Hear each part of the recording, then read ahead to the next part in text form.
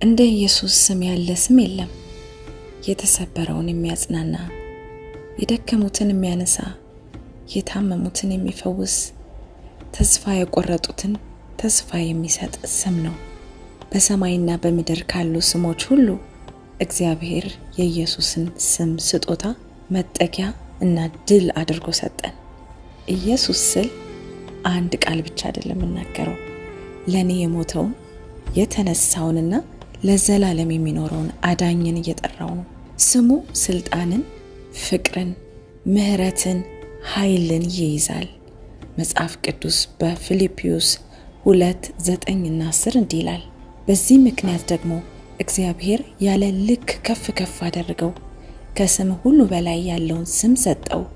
ይህም በሰማይና በምድር ከምድርም በታች ያሉ ሁሉ በኢየሱስ ስም ይንበረከኩ ዘንድ። ጨለማ እንኳን ስልጣኑን ያውቃል። ፍርሃት በስሙ ይንቀጠቀጣል። ሰንሰለቶች በስሙ ይሰበራሉ። መዳን የሚገኘው በስሙ ነው። የሐዋርያት ሥራ 4:12 እንደሚናገረው እንድንበት ዘንድ የሚገባን ለሰዎች የተሰጠ ስም ከሰማይ በታች ሌላ የለምና።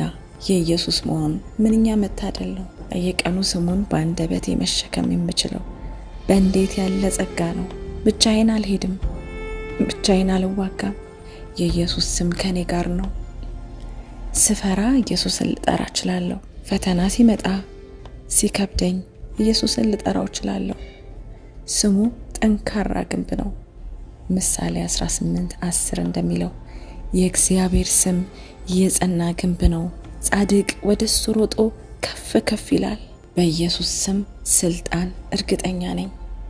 እኔ ከሚገጥሙኝ ጦርነቶች ሁሉ ስሙ ይበልጣል። ስሙ በጸሎት ውስጥ ድፍረት ይሰጠኛል። በመከራ ውስጥ ሰላም ይሰጠኛል። ሰማይ እንደሚያውቀኝ እና ከኔ ጋር እንደሚሆን ስሙ ያስታውሰኛል። ኢየሱስ ለደቀ መዛሙርቱ በዮሐንስ 14:13 ላይ እንዲህ ብሏቸዋል፣ እኔ ወደ አብ ሄዳለሁና አብም ስለ ወልድ እንዲከበር በስሜ የምትለምኑትን ሁሉ አደርገዋለሁ። በኢየሱስ ስም መጸለይ ቃላትን መደጋገም ብቻ አይደለም፣ በስሙ ማመን፣ በልቡ መታመን እና በተስፋ ቃሉ መቆም ነው። በስሙ ስጸልይ እንደሚሰማኝ ያውቃለሁ። ደቀ መዛሙርቱ በስሙ ድውያንን ፈውሰዋል። በናዝሬቱ በኢየሱስ ክርስቶስ ስም ተመላለስ ብለው የሐዋርያት ሥራ 3:6 ላይ እንደምናውቀው ስሙ አሁንም ይፈውሳል።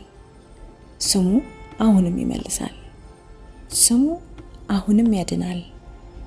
ኢየሱስ ክርስቶስ ትናንትም ዛሬም እስከ ለዘላለምም ያው ነው። ዛሬ የኢየሱስን ስም ለማክበር መርጫለሁ። ስሙን በእምነት እናገራለሁ። በአስቸጋሪ ጊዜያት ስሙን አምናለሁ። በስሙ አላፍርም። የኢየሱስን ስም ስለምሸከም ተስፋ አደርጋለሁ። የኢየሱስን ስም ስለማውቀው ሰላም አለኝ። በኢየሱስ ስም ስለማምን የዘላለም ሕይወት አለኝ። ሮሜ 10:13 እንደሚለው የጌታን ስም የሚጠራ ሁሉ ይድናልና። ኢየሱስ ከስሞች ሁሉ በላይ የሆነ ስም። አሜን።